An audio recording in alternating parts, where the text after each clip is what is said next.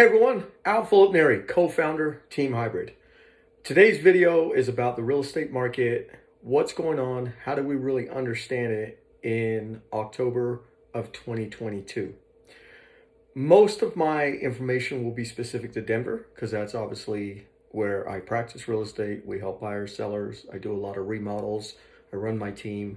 So that's where the knowledge base is, and that's where the reading and the studies have come from. Quick disclaimer, I'm not an economist. I'm not a financial advisor. This is just practical from what I'm seeing in the market. So, a couple things have occurred.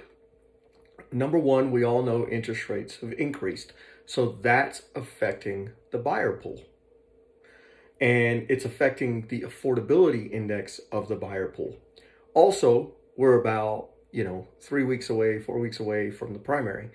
So people have a great deal of uncertainty regarding what's going to happen, right? And I don't think it matters what party, but both parties are probably going to focus pretty heavily on how they're going to restructure the economy.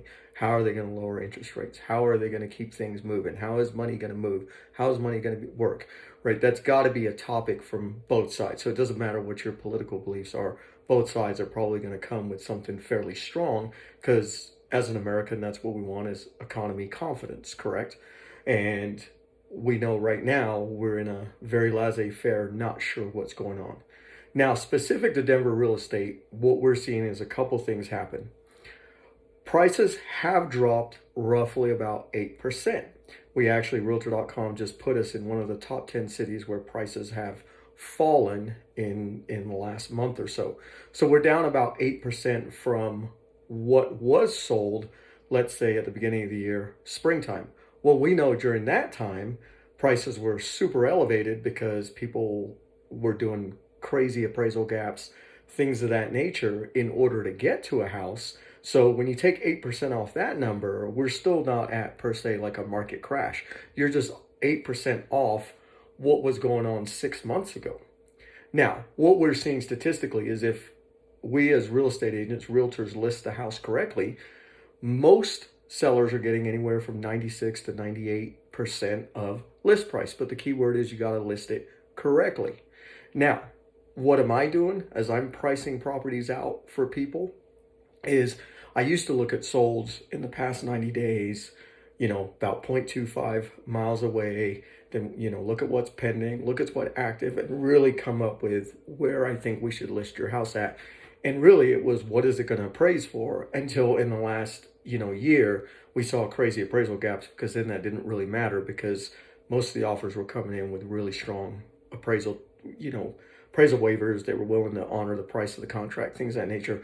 So that was less important. But now where it's going to appraise is going to be critically important. So for example, just to give you some scenarios, I've been looking at some remodel deals and I've pretty much turned all of them down or I've gotten beaten out is if the comps, let's say in the last 90 days show, 512, 515, 520 resale. I don't personally think that that's reflective of maybe what you can do 30 days from now. I think you've got to discount yourself appropriately to make sure you're within the same margins. So what I'm personally doing is I'm coming off about, again, 7-8%, depending on the price of the home, and saying, okay, this is where I think the price will be. Then you run your numbers. And then one of the biggest things that's happening and sellers need to realize is that right now, a lot of buyers are asking for seller concessions, but it's not in the sense of closing costs like what you would think. It's in the sense of they want that concession to go to what's called a 2-1 buy down. A 2-1 buy down says that a lender can use the seller's funds via escrow to be able to buy down the rate. So for year one, it's going to be 2% lower.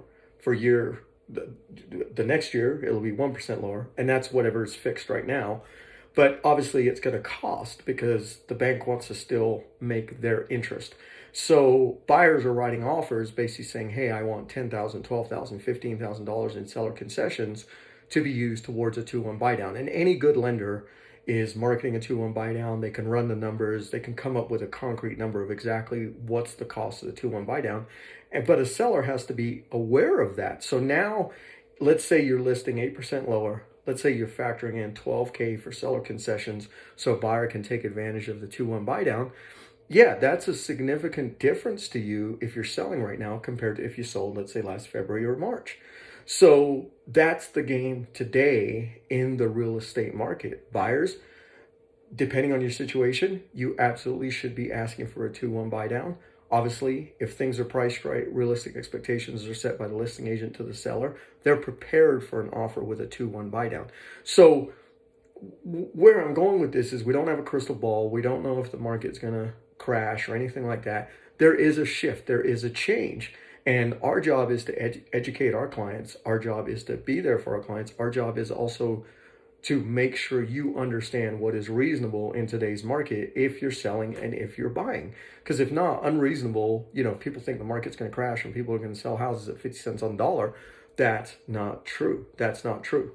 I am seeing a lot of estate sale properties come for sale. I'm seeing a lot of long-term rentals get put on the market. I think sellers are just like, well, if it's going to crash and my tenants can't pay rent, we've had this for 30 years, maybe it's time to sell. Obviously, an estate sale is somebody passed, and people are like, well, we don't have the money to remodel, and is the time right to remodel? So why don't we just sell to somebody who's going to remodel it? So I'm seeing a lot of those type of houses come for sale.